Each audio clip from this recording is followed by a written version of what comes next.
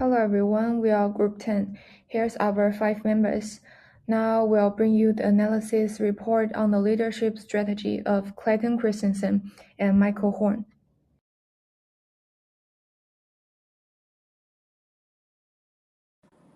Hello everyone, today our group will be presenting a leadership strategy analysis based on global insights from 24 leaders.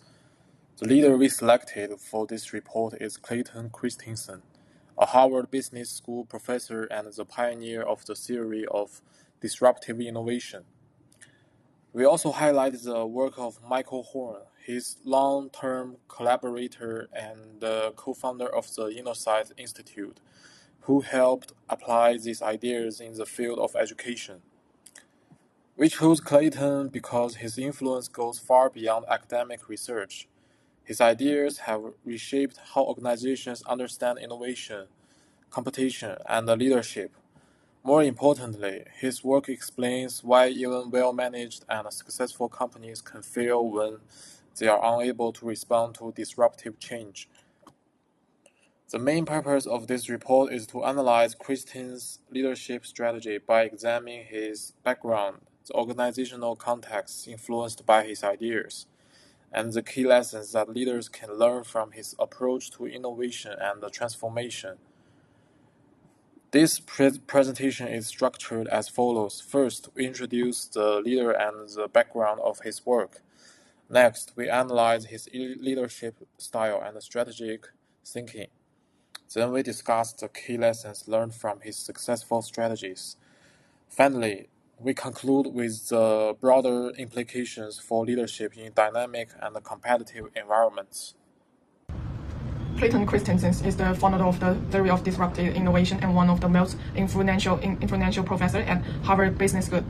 He explains that his main focus is not how advanced technology is, but why well-managed companies still fail, and how business models affect the success or decline of organizations.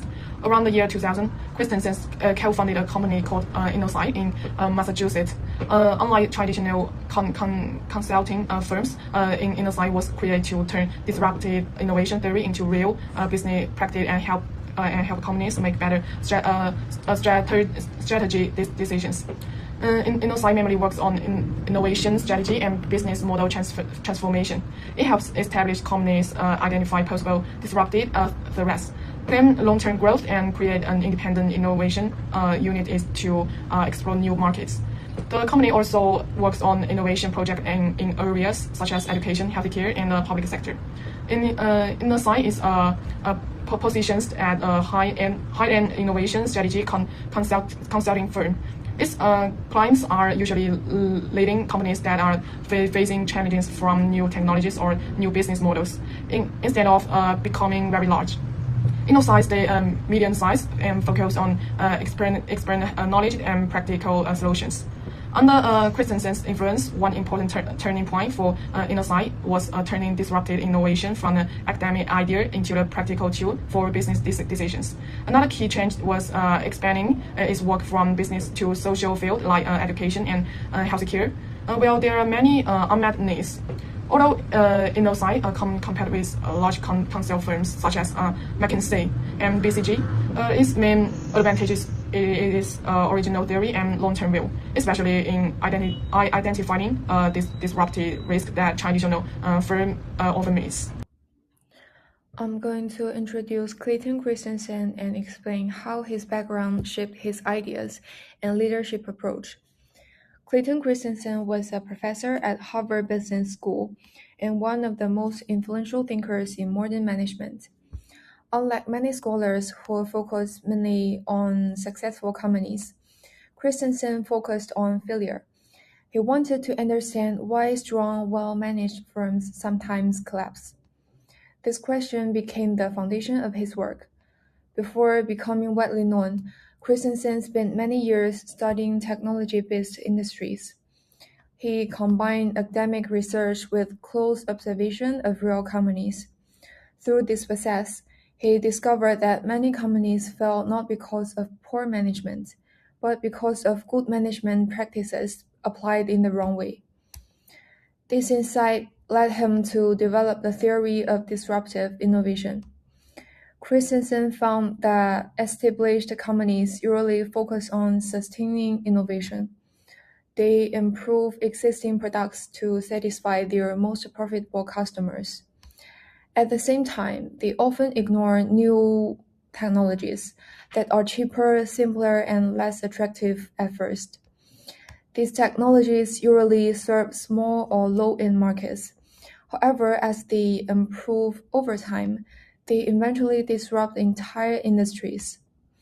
Christensen believed that his idea should be applied beyond business.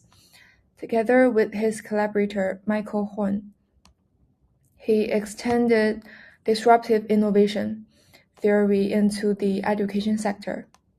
They observed that traditional education system followed a one-size-fits-all model, which could not meet diverse learning needs. They argued that online learning, although limited in the beginning, could serve students who lack access to flexible or personalized education. Over time, this approach could transform the system. What defines Christensen's leadership philosophy is his mindset. He emphasized curiosity, humility, and learning from real-world evidence.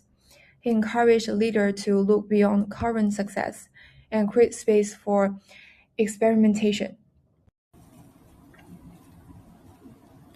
Today, I want to share 3 key lessons for disruptive innovation strategies. First, target non-consumer markets. Start with simple, affordable solutions for overlooked segments, like online schools did for homeschooled students. This allows low-cost entry without direct competition. Second, enable self-disruption through independent business units. Companies like Dawson Hawson launched Target as a separate division to adapt freely and avoid being trapped by their own success. Third, compete on accessibility and convenience, not just performance. Online universities grow not by being better, but by offering flexible learning options for busy students. In short, disruptive innovation isn't accidental, it is strategical. By focusing on non-consumers, empowering autonomous teams, and prioritizing convenience, you can lead change in any industry. Thank you.